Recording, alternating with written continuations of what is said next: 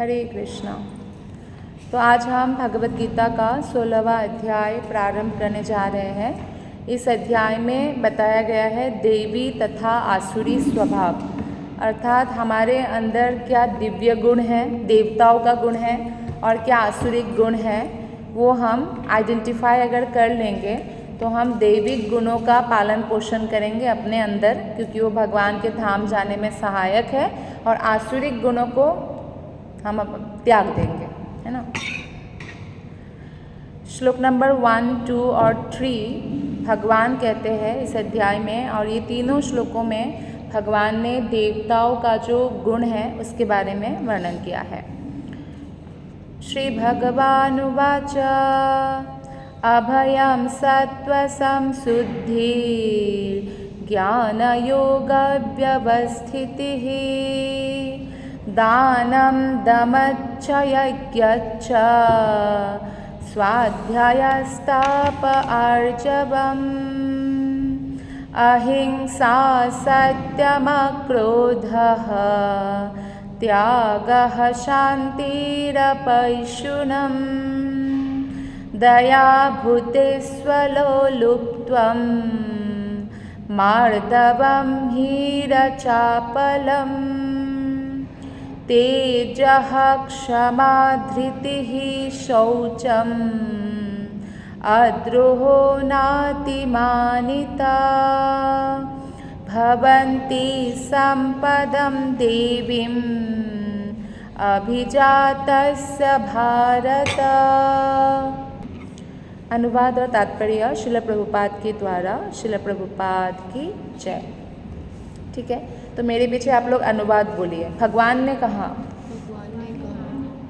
जोर से बोलिए। हे भरत पुत्र, निर्भयता, आत्मशुद्धि, आध्यात्मिक ज्ञान का अनुशीलन,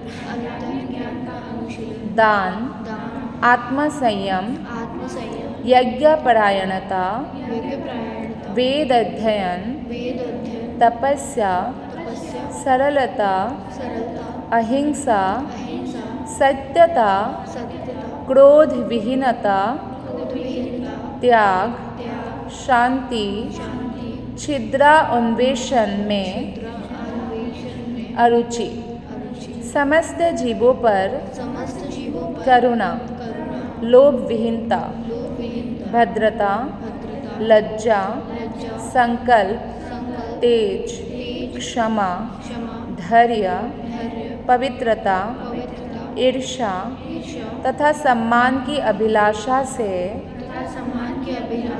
मुक्ति, ये सारे दिव्य गुण हैं जो देवी प्रकृति से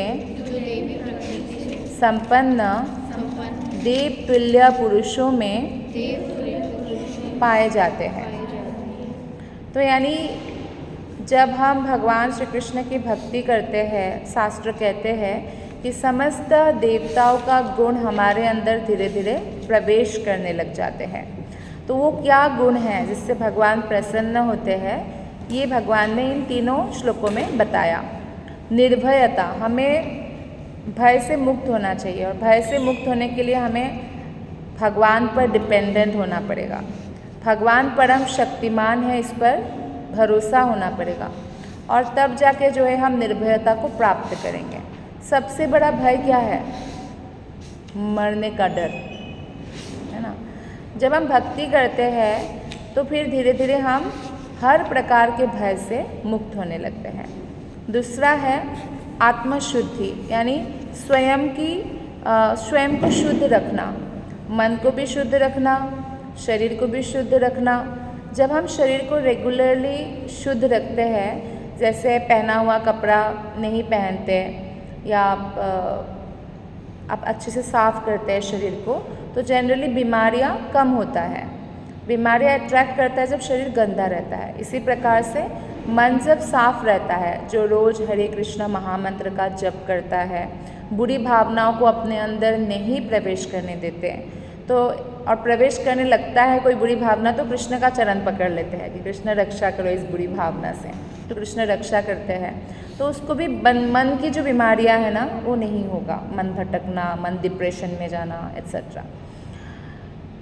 आध्यात्मिक ज्ञान का अनुशीलन भगवान ने ज्ञान बताया कि जैसे कि हम भगवत गीता क्लास कर रहे हैं, सुन रहे हैं, तो उसमें से हमारे कैपेसिटी के अनुसार हमें कुछ चीज़ों को प्रैक्टिस करना चाहिए। जैसे मुंह से हरि नाम लेना कोई बहुत टफ तपस्या नहीं है, हम ले सकते हैं। या जैसे बताया कि मांस नहीं खाना, नशा नहीं करना, जुआ नहीं खेलना, अवैध यौन संबंध नहीं करना, तो ये सब जो है ये ज्ञान हम जब शास्त्र से प्राप्त करते हैं तो उसे प्रैक्टिस कर सकते हैं। या भगवान को भोग लगाकर खाना इत्यादि, या मंदिर जाने में अपने पैरों का इस्तेमाल करना, ये सब हम कर सकते हैं। दान देना बहुत इम्पॉर्टेंट है, लेकिन गलत व्यक्ति को दान देने से अगर वो उस दान से पाप करेगा, जैसे आपका पैसा लेके उसने शराब पिया या जुआ खेला, तो उसका 50% पाप आपको भी लेना पड़ेगा, भले ही आप बहुत पुण्यवान व्यक्ति क्यों ना हो। तो इसलिए दान हमेशा भगवान की सेवा में देना चाहिए, जिसमें लोगों में प्रसाद वितरित हो, प्रचार हो। जैसे आपने भगवत गीता का दान दिया तो वो पढ़ेंगे कोई ना कोई, तो इस प्रकार के हमें दान भगवान कृष्ण के लिए दान करना चाहिए। आत्म संयम, मन में तो बहुत सारी चीज़ें आएगी, पर हम क्या करेंगे, खुद को कंट्रोल करेंगे, उसको बोलते हैं आत्म संयम। यज्ञ परायणता, समस्त यज्ञों में श्रेष्ठ यज्ञ भगवान श्री कृष्ण ने भगवत गीता में कहा जप यज्ञ है।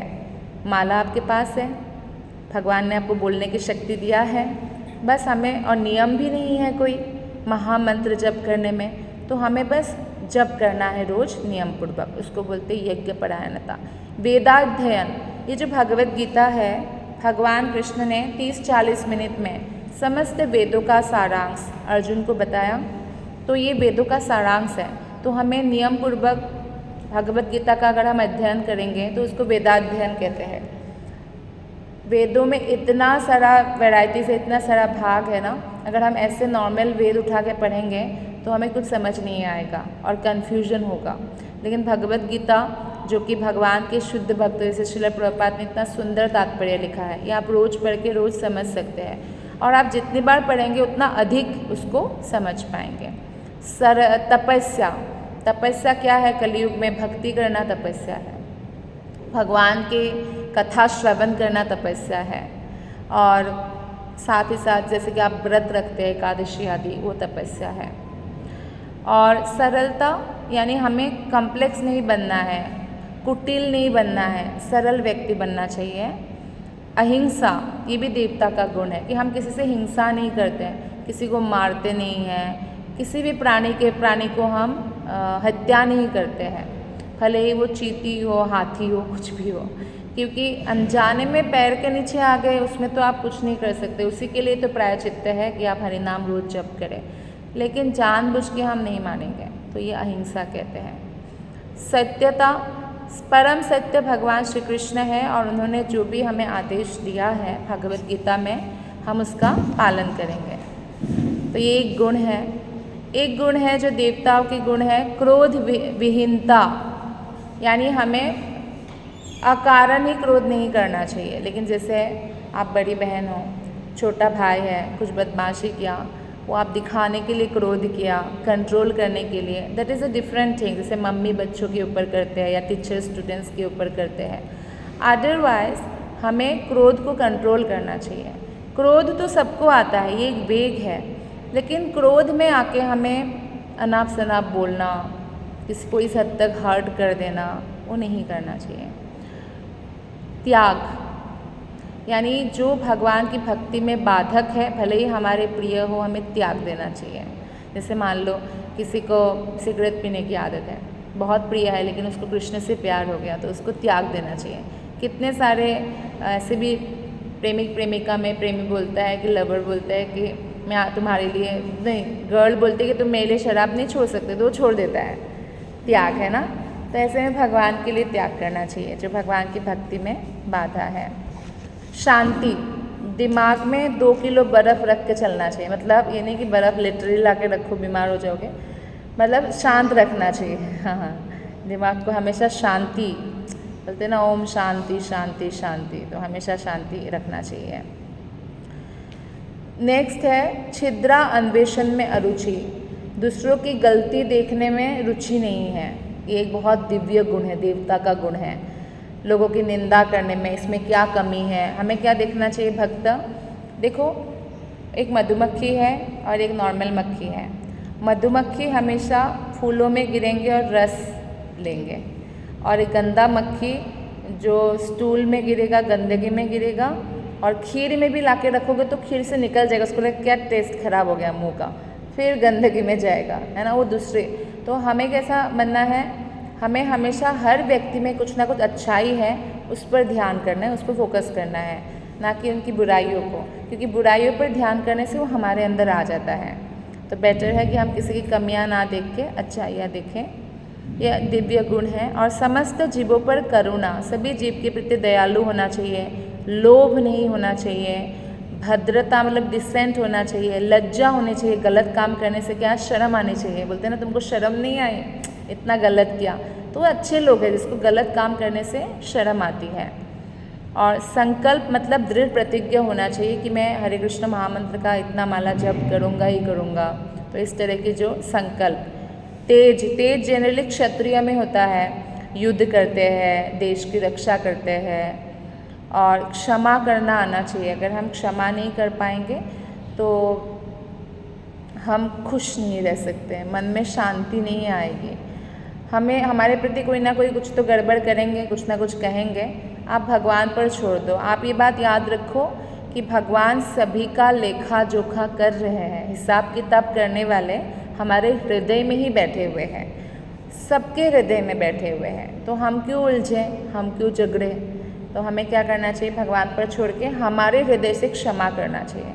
बाय चांस अगर आप क्षमा नहीं कर पाते हैं और उसके प्रति प्रतिशोध की भावना रखकर ही शरीर छूट जाता है ना। ज़िंदगी भर भी तो रहता है ना, कोई इतना दुख देते हैं कि ज़िंदगी भर हम क्षमा नहीं कर पाते, तो अगला जन्म आपको इसलिए लेना पड़ेगा क्योंकि उससे बदला लेना है, क्योंकि आप बदले की भावना के साथ शरीर छोड़ा था, इसीलिए। अच्छा, ध्रुव महाराज तो कितने वर्ष में भगवान को प्राप्त किया था, 5 साल की उम्र में। कितना महीना तपस्या किया था, 6 महीना। सोचो, जब भगवान को प्राप्त किया तो भी ध्रुव महाराज खुश नहीं थे। क्यों नहीं थे, क्योंकि जब उन्होंने भगवान के तपस्या करने गए थे तो मन में माँ के प्रति बदले की भावना थी कि माँ ने ऐसे कहा ना कि मुझे राज्य नहीं देंगे, उनकी कोख से जन्म लेना पड़ेगा, सौतेली माँ की बात करते हैं। तो फिर इसीलिए जब भगवान का दर्शन भी प्राप्त किया तो ध्रुव को शर्म आई, थोड़ा एम्बरेसमेंट फील हुआ कि मैंने ऐसी भावना के साथ क्यों भगवान की भक्ति की। मेरी भावना होना चाहिए था कि भगवान कृष्ण के प्रसन्नता के लिए या मुक्ति के लिए। तो इस तरह से जब हम भक्ति में आगे बढ़ते हैं तो हमें अच्छा नहीं लगता कि हमने ऐसी बुरी भावनाओं को अपने हृदय में स्थान ही क्यों दिया, ऐसा हमें फील होगा। धैर्य, हमेशा धैर्य रखना पड़ता है। कोई भी चीज़ एकदम से मिल जाए, ऐसा जो एंग्जाइटी में रहते हैं ना, वो बहुत डिप्रेशन में चले जाएंगे। उत्साहात निश्चयात धैर्यात, हमें भगवान की भक्ति करने के लिए उत्साह होना चाहिए, दृढ़ संकल्पी होना चाहिए, पर धैर्य भी रखना चाहिए। धैर्य के बिना हम किसी में भी सफल नहीं हो सकते। जैसे आपने डिग्री किया, फॉर एग्जाम्पल बीमार हो गया कोई, कुछ बैक आ गया बहुत सारा, पर उसने छोड़ दिया आधे में पढ़ाई, और दूसरा व्यक्ति ने धैर्य धारण किया कि बुरा समय था, अब मैं आगे से रेगुलर रहूँगा, क्लास में पढ़ूँगा, तो उसका डिग्री कंप्लीट हो जाएगा 3-4 साल में, जो भी समय है। लेकिन दूसरा व्यक्ति का छूट गया ना। ऐसे ही बहुत लोग भक्ति में आते हैं और चले जाते हैं। उनको लगता है भगवान की भक्ति में मैं आया हूँ तो भगवान को मेरी सारी इच्छाएँ पूर्ति करनी चाहिए। तो इच्छा पूर्ति नहीं होने पर क्या करते हैं, वो भगवान को ही छोड़ देते हैं। लेकिन भगवान को छोड़ने से तो उसका ही दुर्भाग्य हुआ ना। तो इसलिए हमें कभी भी धैर्य नहीं खोना किसी भी सिचुएशन में। पवित्रता बहुत इम्पॉर्टेंट है, और ईर्ष्या तथा सम्मान की अभिलाषा से, ईर्ष्या नहीं होना चाहिए। किसी कोई अगर आपसे ज़्यादा प्रगति करे ना, वो उसकी डेस्टिनी है, उसने उतना कमा के आए हैं भाग्य में, तो उसको प्राप्त होगा। हमें क्यों ईर्ष्या करना, हम भी कमाएंगे, हम हरिनाम जप करेंगे और वैकुंठ धाम में, गोलक धाम में सेटल हो जाएंगे। तो इस तरह से आपको कभी भी किसी से ईर्ष्या नहीं करना, तो भगवान बहुत प्रसन्न होते हैं। ईर्ष्या की भावना आने पर भी हमें ये याद रखना चाहिए। लास्ट वाला यहाँ पे जो बताया गया है कि सम्मान की अभिलाषा से मुक्ति। देखो सारा जो कष्ट हमें मिलता है ना कि इसने मुझे रेस्पेक्ट नहीं दिया, इसी से होता है कष्ट। हमें अगर किस परवाह ही नहीं है, हम इतना केयर ही ना करें, कोई रेस्पेक्ट दे ना दे, मेरा कर्तव्य है सबको रेस्पेक्ट देना, मैं दूंगी। And someone give me respect और नॉट, आई डोंट केयर। जब आप ये डोंट केयर एटीट्यूड में आ जाएंगे ना कि आपको कोई फ़र्क नहीं पड़ता, तो आपका माइंड को कौन डिस्टर्ब कर सकता है। भक्त ऐसे सोचते मैं तो भगवान का दास हूँ, तो मैं भगवान दास का क्या मान क्या अपमान, ये तो भगवान का है, मतलब मेरा शरीर भी भगवान का है, मैं भी भगवान का हूँ, मेरा मान मेरा अपमान क्या है, कुछ भी नहीं है। भगवान का सम्मान होना चाहिए, ऐसा भावना वो रखते हैं। तो ये जितने भी गुण हैं ना अभी हमने पढ़ा, भगवान कृष्ण कहते हैं इन 3 श्लोकों में, ये देवताओं का गुण है और ऐसे व्यक्ति भगवत धाम जाने के लायक बनते हैं। अब भगवान देखिए बाकी सारे श्लोक में असुरों के बारे में बताएंगे, तो वो भी हमें जानना ज़रूरी है, क्योंकि कहीं हमारे अंदर कोई आसुरिक गुण तो नहीं पनप रहा है, क्योंकि उसको निकालना होगा ना बाहर। तो आइए श्लोक नंबर 4, ये मेरे साथ साथ पीछे पीछे पढ़िएगा आप लोग। दंभो दर्पः अभिमानच्च क्रोधः पारुष्य एव च, क्रोधः पारुष्यमेव च, अज्ञानं चाभिजातस्य, अज्ञानं चाभिजातस्य पार्थ संपादमासुरीम्। तो इसमें भगवान कहते हैं कि हे पृथापुत्र, दंभ दर्प अभिमान। अभी देखो आप अपने आसपास के लोगों को इमेजिन करो, पूरे आसपास के लोगों में यही सब चीज़ें तो पाया जाता है। इतना ईगो, हाई ईगो, मतलब कुछ कह नहीं सकते हैं, इतना छोटा सा कुछ भी नहीं होता है कि अहंकार हो जाता है। अच्छा, जो व्यक्ति थोड़ा सा कुछ अचीवमेंट में अहंकार हो जाता है ना, अपना एटीट्यूड बदल लेता है, वो बहुत कम बुद्धिमान व्यक्ति है। ये आप अपने जीवन में जान लीजिए। अगर कोई व्यक्ति इतना कुछ प्राप्त करने के बाद भी डाउन टू अर्थ है, विनम्र है, तो बहुत बुद्धिमान व्यक्ति है। और भगवान को ऐसे व्यक्ति, विनम्र व्यक्ति पसंद है। तो अहंकार क्या करते हैं, आसुरी स्वभाव क्या है, उसको गुस्सा आएगा बात बात पर, बहुत कठोर हृदय वाला है, शास्त्र के बारे में कोई ज्ञान नहीं है, और हमेशा दर्प, दंभ, अहंकार, अभिमान में, हाई ईगो में रहेगा। तो भगवान कहते हैं कि दिव्य गुण मोक्ष के लिए अनुकूल है, मुक्ति प्राप्त करने के लिए, और आसुरी गुण बार बार इस धरातल में हमें बांध के जन्म लेते रहना पड़ता है। तो अर्जुन को कहते हैं, अर्जुन तुम चिंता मत करो, तुम तो दिव्य गुणों से समन्वित होकर जन्मे हो। तो भगवान 6 नंबर श्लोक में बोलते हैं, इस संसार में 2 प्रकार के प्राणी हैं, देवी और आसुरी। जो आसुरी है वो ये नहीं जानता कि मुझे क्या करना चाहिए क्या नहीं करना चाहिए, क्योंकि असुर लोग कभी भी विष्णु भक्त नहीं होते। तो विष्णुर्भक्त भवे देवा आसुरस्य विपर्जया, देवता लोग विष्णु के भक्त होते हैं, असुर लोग नहीं होंगे। असुर लोग भले ही अलग अलग देवता का पूजा करेंगे, वो भी स्वार्थ के लिए, निस्वार्थ प्रेम नहीं करते हैं, लेकिन वो विष्णु की भक्ति नहीं करते। उनमें ना पवित्रता होता है, ना उचित आचरण, और कोई नियम नहीं पालन करते हैं।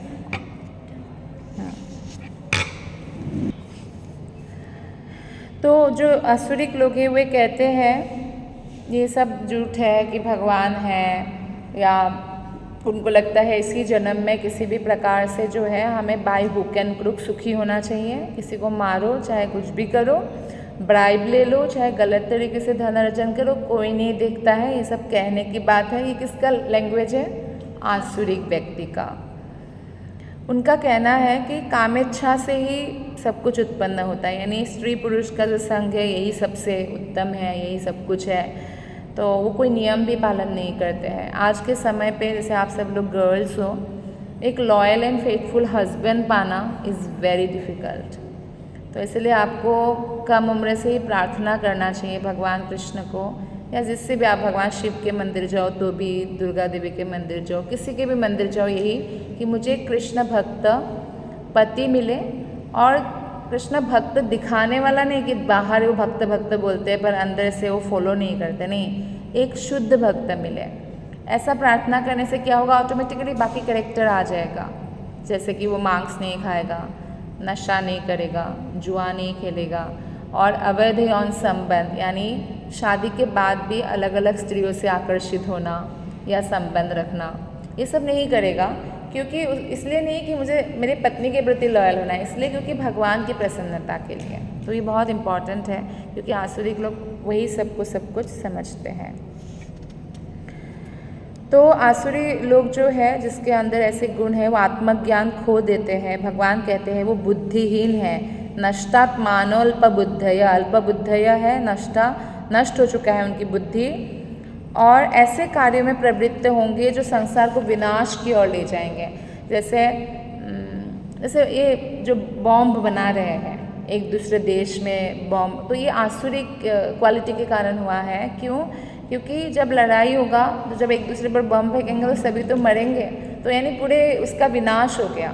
तो विनाशकारी कार्य के लिए जो है बहुत सारा होता है काम उनके द्वारा, और कभी ना संतुष्ट होने वाले काम का आश्रय लेकर हमेशा मिथ्या प्रतिष्ठा में डूबे रहेंगे और गलत कार्य करेंगे। गलत कार्य जैसे ब्राइब लेना, दूसरों को धोखा दे के पैसा कमाना, ब्लैक मनी एट्सेट्रा, तो उसमें लगे रहेंगे। हालांकि कलयुग में ऐसे लोगों की संख्या ज़्यादा होगा, लेकिन फिर भी आप लोग प्रार्थना कर सकते कि हे भगवान, मुझे हमेशा शुद्ध भक्तों की ही संगति प्राप्त हो। ध्रुव महाराज ने यही प्रार्थना किया था, भगवान शिव ने भी यही वर मांगा था। जब भगवान ने एक बार बोला, भगवान विष्णु ने, कि आप मेरे से कुछ मांगे, तो बोला कि मुझे तो आपके शुद्ध भक्त की संगति चाहिए। जितने भी भक्त, मार्कंडेय ऋषि ने भी यही मांगा था भगवान शिव जी से कि मुझे आप जैसे जो महान वैष्णव है, ऐसे ही विष्णु के शुद्ध भक्तों की संगति चाहिए। तो यही बताया। तो आसुरी व्यक्ति सोचता है कि आज मेरे पास इतना पैसा है, मैं और अधिक कमाऊंगा, मेरे सारे शत्रु को मैं मार दूंगा, और दिखाने के लिए वो लोग दान भी देते हैं, यज्ञ भी करते हैं, लेकिन उनमें श्रद्धा नहीं होती, जैसे कि एक भक्त की श्रद्धा होती है। इस प्रकार आसुरिक व्यक्ति अनेक चिंताओं से उद्विग्न होकर और मोह जाल में बंधकर अधिक से अधिक इंद्रिय भोग के प्रति आसक्त होते हैं, और बाद में कहाँ गिरते हैं, यहाँ पे बताया नरक में गिरते हैं। यानी उनको नरक, भौतिक संसार में इतना दुख है, नरक में और दुख है, वहाँ और कुछ समय बिताना पड़ेगा, फिर जन्म मिलेगा। ऐसा वो वास्तविक धर्म की निंदा करेंगे, शुद्ध भक्ति की निंदा करेंगे, और अपने आप कुछ धर्म बनाएंगे या अपने आप को ही भगवान घोषित कर देंगे, और दूसरों से खूब ईर्ष्या करेंगे। जो लोग ईर्ष्यालु हैं, क्रूर है, नराधम है, वे निरंतर विभिन्न आसुरी योनियों में भगवान उसको जन्म देते रहते हैं और धीरे धीरे अधम गति को प्राप्त करते हैं। 21वां श्लोक बहुत इंपॉर्टेंट है, मैं गाती हूँ, आप सुनिए। त्रिविधम नरकस्येदं द्वारम नाशानमात्मनः कामः क्रोधः तथा लोभः तस्मादेतत्त्रयं त्यजेत्। नरक का 3 द्वार है। क्या है? काम, क्रोध, लोभ। अगर हमारे अंदर बहुत ज़्यादा भौतिक इच्छाएं हैं, खासकर कामना वासना, जो अवैध यौन संबंध करने की प्रवृत्ति, वो नरक का द्वार है। क्रोध, बहुत ज़्यादा गुस्सा, वो नरक का द्वार है। और लोभ, भौतिक वस्तुओं के लिए जो लोभ, जिसके लिए कोई भी अपवित्र काम कर सकते हैं, तो वो नरक का द्वार है। जो व्यक्ति इन तीनों नरक द्वारों से बच पाता है, वही परम गति यानी भगवान की भक्ति को प्राप्त कर सकता है। और जो शास्त्रों की अवहेलना करते कि शास्त्र कुछ नहीं होता है और मनमानी ढंग से काम करते हैं, तो उनको ना तो कोई सिद्धि मिलता है, ना सुख मिलता है, ना ही परम गति यानी भगवत धाम प्राप्त होता है। तो इसीलिए 24 श्लोक लास्ट श्लोक है, इसमें भगवान कहते हैं अतएव मनुष्य को यह जानना चाहिए कि शास्त्रों के विधान के अनुसार क्या कर्तव्य है, क्या अकर्तव्य है। अकर्तव्य मतलब हमें क्या नहीं करना चाहिए और क्या करना चाहिए। अगर हम पढ़ेंगे तभी तो जानेंगे। इसलिए आप सभी को रोज़ थोड़ा समय निकाल कर भगवद गीता पढ़ना चाहिए। इससे आपका माइंड का मसल्स भी स्ट्रांग होंगे। लोग जिम जाते हैं और बॉडी मसल्स स्ट्रांग करते हैं, बॉडी को निरोगी रखते हैं। तो मन की मसल्स को स्ट्रांग करने के लिए भी आपको भगवद गीता पढ़ना होगा, सोचना होगा कि भगवान ने क्या कहा, मैं उसमें क्या प्रैक्टिस कर सकती हूँ और उसको अपने एक्शन में लाना होगा, जिससे आपके हृदय में बैठे ही परमात्मा भगवान कृष्ण प्रसन्न होंगे और आपका समस्त दुर्भाग्य दूर होकर सौभाग्य में परिवर्तित होगा। यानी हमने पता नहीं कितने जन्मों से कितना पाप किया होगा, सब नष्ट होता है, क्योंकि ये गीता ज्ञान यज्ञ है। इसलिए तो उसे विधि विधानों को जानकर कर्म करना चाहिए, जिससे व्यक्ति क्रमशः ऊपर उठ सके। तो इस अध्याय में भगवान श्री कृष्ण ने यही हमें उपदेश दिया है कि हमें क्या करना चाहिए, क्या नहीं करना चाहिए, शास्त्रों से पूछना चाहिए। इसलिए हमारा ऐसा कोई भक्त, हमारा मेंटर होना चाहिए, काउंसलर होना चाहिए। जब कभी ऐसी दुविधा आए, हम उनको फ़ोन करें या उनसे मिले और उनसे पूछे कि मेरा क्या कर्तव्य है, शास्त्र क्या कहते हैं, भले ही मेरा मन कुछ भी बोले मैं वही करूँगा। तो ऐसे विधि विधानों का पालन करके उसको प्रगति करना चाहिए। Thank you very much. Hare Krishna.